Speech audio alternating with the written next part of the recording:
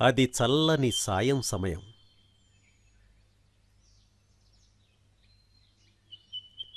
పిల్లలు హాయిగా ఆడుకుంటున్నారు. పొలం పనికి వెళ్ళినవారు ఇళ్లకు చేరుకుంటున్నారు. నెమ్మది నెమ్మదిగా చీకటి పడుతోంది. పిల్లలు పొద్దుపోవడం చూసి ఇక తమ ఆటలు కట్టిపెట్టి ఇంటికి వెళ్ళి పాలు తాగి తొందరగా పెద్దమ్మ దగ్గరకు వెళ్ళాలి, మంచి కథ చెప్పించుకోవాలి, బయలుదేరండి అంటూ ఒకరినొకరు తొందర చేస్తున్నారు. ఒక చిన్న పెంకుటిల్లు అక్కడక్కడా పొగుళ్లతో చాలా పాతదిగా కనిపిస్తోంది. అప్పటికే పిల్లలందరూ ఆ ఇంటి ముందుకు చేరిపోయి పెద్దమ్మ రాక కోసం, ఆవిడ చెప్పే కథల కోసం ఎదురు చూస్తున్నారు. ఈరోజు పెద్దమ్మ ఏం కథ చెప్తుందో ఏమో అని గుసగుసలాడుకుంటున్నారు.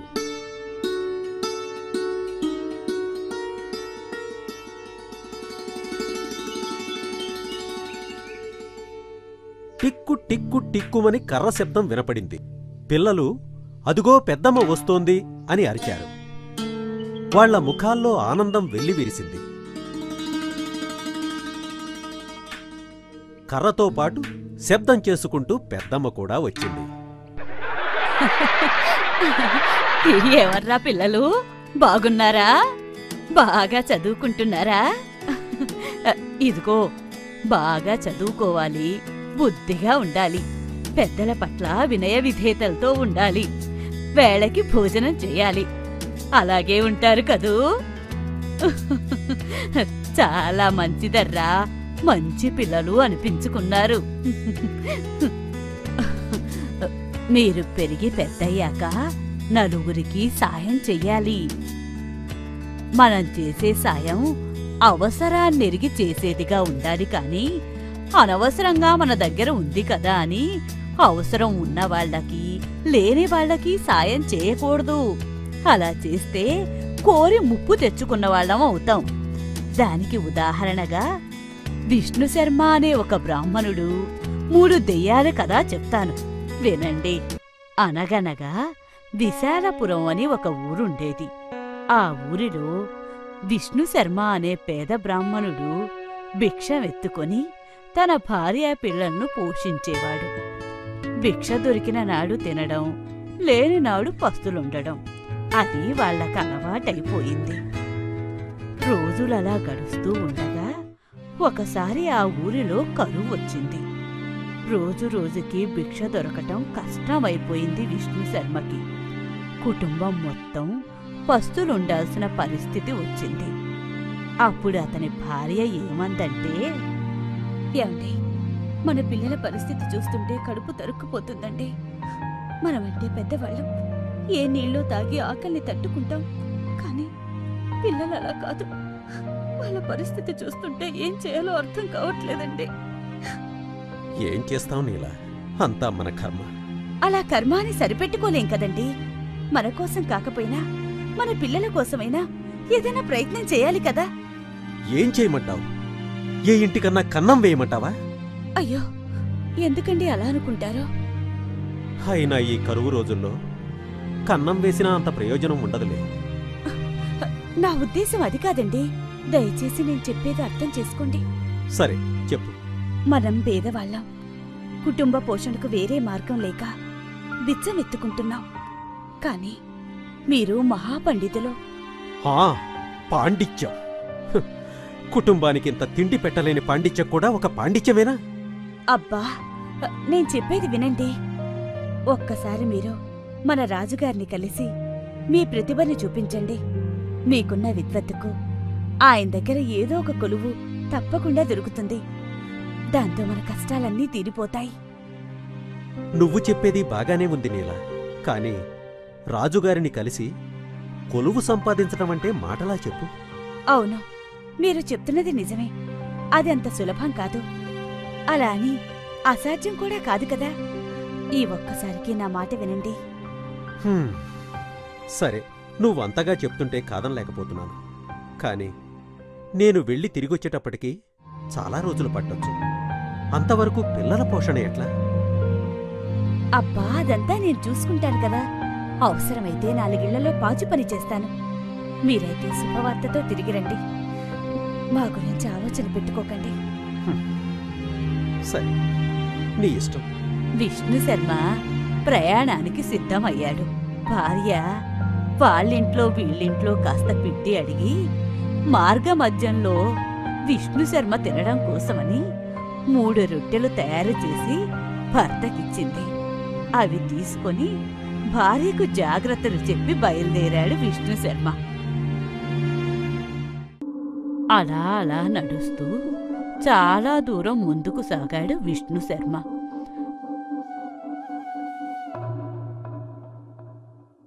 చీకటి పడే వేళకి ఒక అడవి ప్రాంతానికి చేరుకున్నాడు.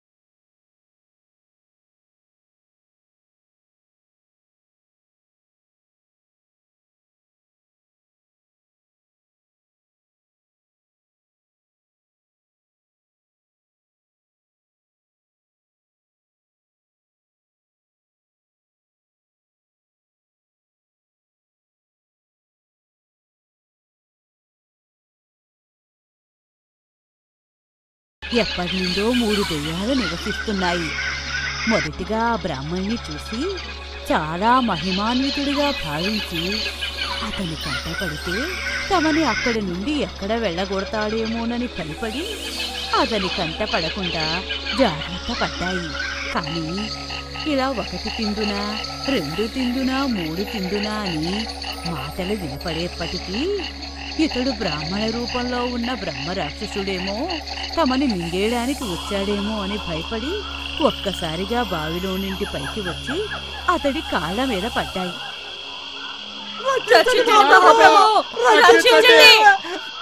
అకస్మాత్తుగా అలా దెయ్యాలు కళ్ళ ముందు కనపడేసరికి ఒక్కసారిగా భయపడ్డాడు విష్ణు శర్మ.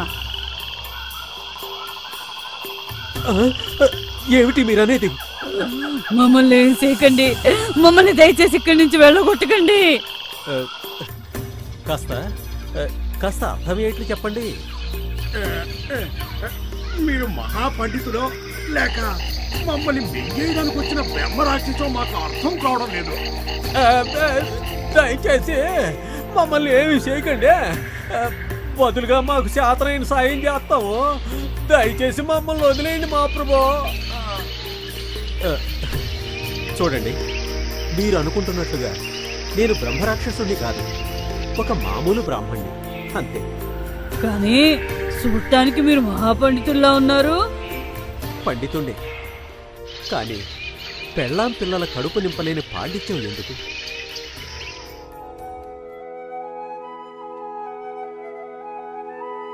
విష్ణు శర్మ గురించి విన్న తర్వాత పాపం ఆ దెయ్యాలు చాలా జాలిపడ్డాయి. అతనికి ఎలాగైనా సాయపడాలి అనుకున్నాయి. బావి లోపలికి వెళ్ళి ఒక పాత్రతో బయటికి వచ్చి విష్ణు శర్మకి ఇచ్చాయి. ఈ కంచు పాత్ర నాకెందుకు?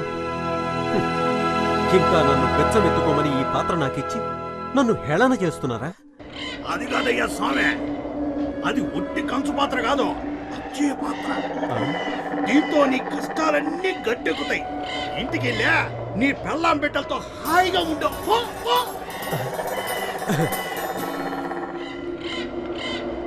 అని చెప్పి దానిని ఎలా ఉపయోగించుకోవాలో చెప్పాయి దెయ్యాలు. వాటికి అనేక విధాలుగా ధన్యవాదాలు చెప్పి ఇంటికి తిరిగి బయలుదేరాడు విష్ణు శర్మ.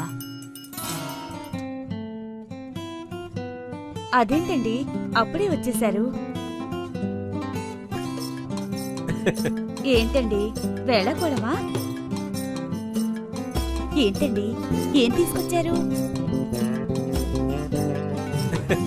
అది కాదే పిచ్చిదానా, ఇది మామూలు పాత్ర కాదు, అక్షయ పాత్ర. మనం భోజనానికి కూర్చున్నప్పుడు దీనిని మన ముందు బోర్లిస్తే చాలు, పంచభక్ష్య పరమాన్నాలతో ఇది మనకు భోజనం సిద్ధం చేస్తుంది. నిజమా? అవును. వెళ్ళి కాళ్ళు కడుక్కుంటా, మనం అందరం కలిసి భోజనం చేద్దాం. దీని మహిమేమిటో నువ్వే కళ్ళారా చూద్దువు గాని. పిల్లలు, మీరు కూడా వెళ్ళి కాళ్ళు కడుకురండి.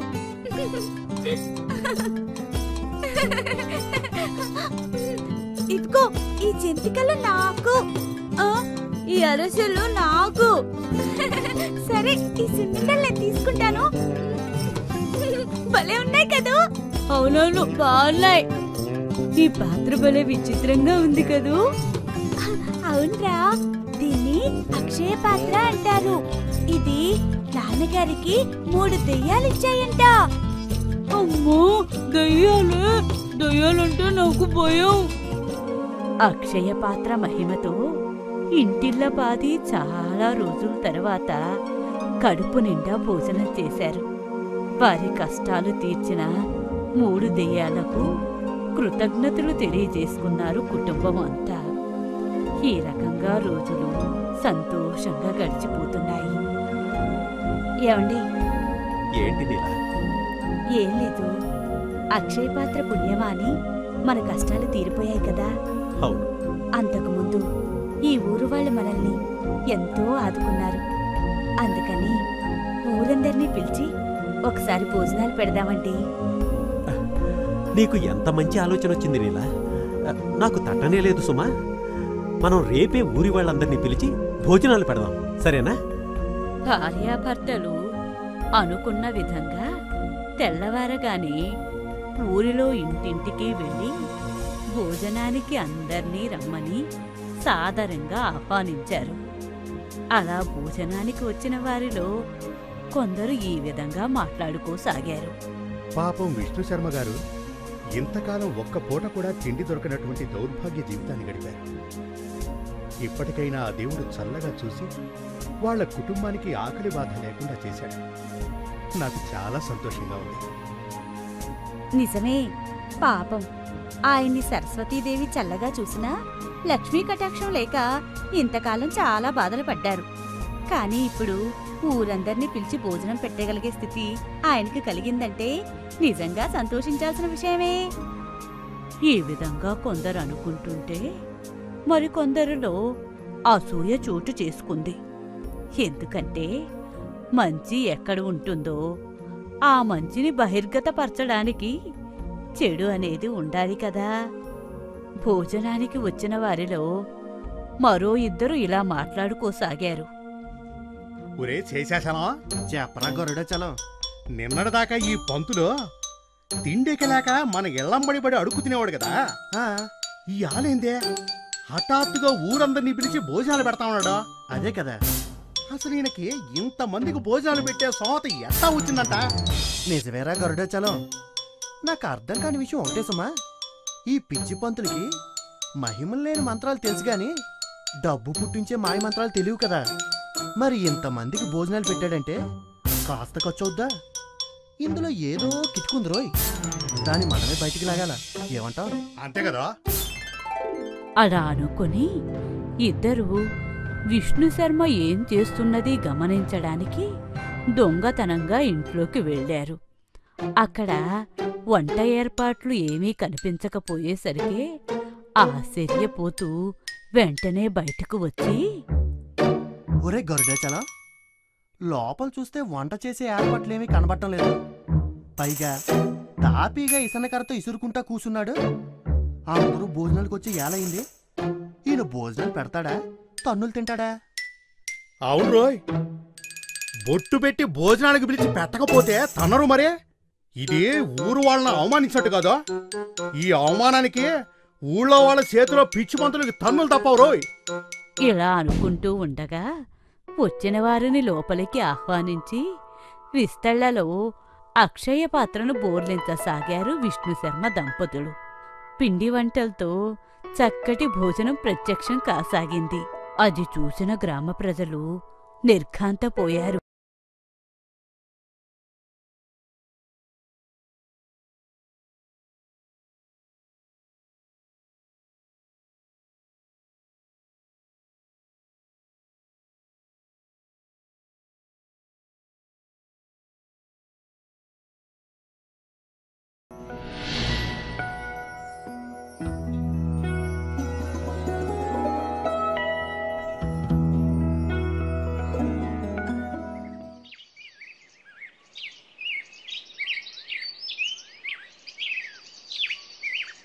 పిల్లలు, ఇక రెండో కథ చెబుతాను, వింటారా?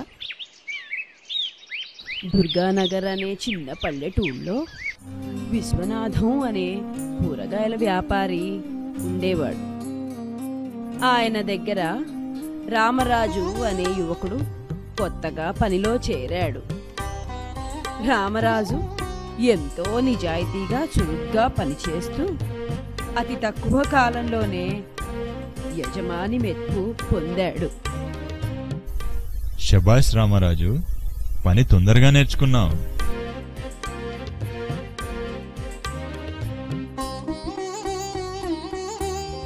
అయితే రామరాజుకు కోపం బాగా ఎక్కువ. కూరగాయలు కొనడానికి వచ్చిన వాళ్లను ఎక్కువగా బేరమాడితే ఇందుకు ముఖ్య కారణం కూరగాయల ధర ముందుగానే నిర్ణయించి ఉండడం. అయినా ఈ కసురుకోవడం, కోప్పడ్డం లాంటివి మానుకోమని విశ్వనాథం ఎంతగానో చెప్పి చూశాడు. వీటి ధర కొంచెం తగ్గిస్తారా? వెళ్ళండి వెళ్ళండి, మీరేం కొంటారు?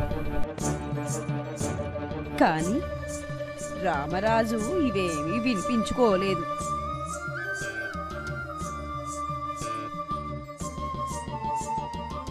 ఒకరోజు ఆ ఊరి పెద్ద వీరభద్రయ్య ఇంట్లో పనిచేసే పని మనిషితో,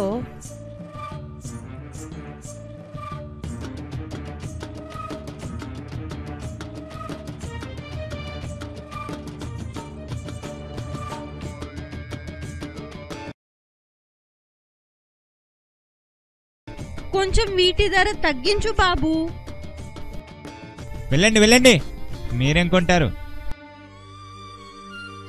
రామరాజు దురుసుగా మాట్లాడడంతో వీరభద్రయ్య స్వయంగా వచ్చి విశ్వనాథాన్ని నానా మాటలు అని వెళ్ళాడు.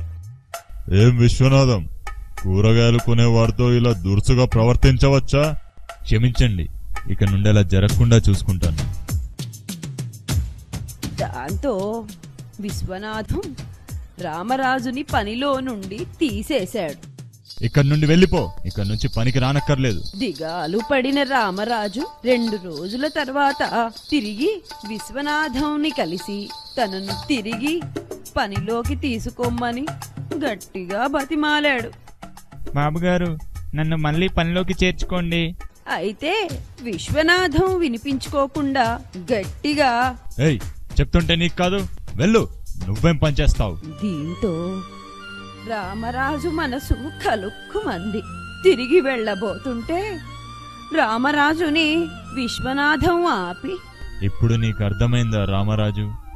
ఒక మనిషితో మరో మనిషి మర్యాదగా గౌరవంగా మాట్లాడకుండా కసురుకుంటే ఆ మనిషి ఎంత బాధపడతాడో. నిజంగానే రామరాజుకు ఆ బాధ అనుభవంలోకి వచ్చింది. ఆ బాధ ఎలా ఉంటుందో తెలిసి వచ్చింది. ఇప్పటి నుండి మర్యాదగా సౌమ్యంగా ప్రవర్తిస్తాను. చూశారా పిల్లలు, వినయం ఓర్పు లేకపోతే ఎంత నష్టపోతామో తెలిసిందా?